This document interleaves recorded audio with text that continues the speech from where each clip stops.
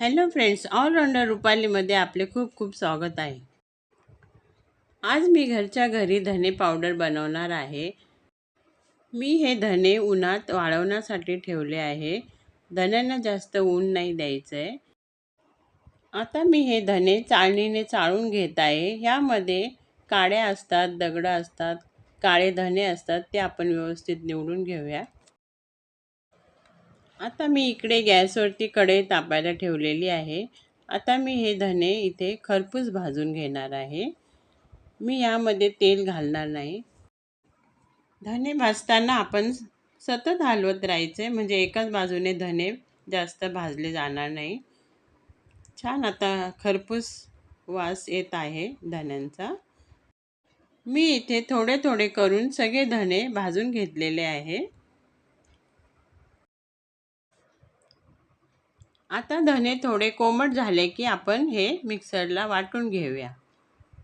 धने वाटताना मी यामध्ये हळद पावडर घालणार आहे, त्यामुळे आपल्या धन्याला छान रंग येतो.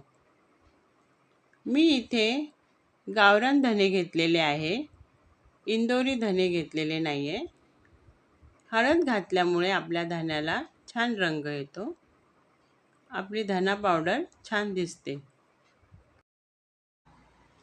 आता मी धना पावडर चाळून घेत आहे. चाळल्यानंतर परत जर जाडसर राहिली तर मी परत दळून घेणार आहे. घरच्या घरी धना पावडर बनवताना आपण जी भांडी घेतो ती सगळी भांडी स्वच्छ कोरडी असावीत. त्यामुळे आपले धने पावडर लवकर खराब होत नाही.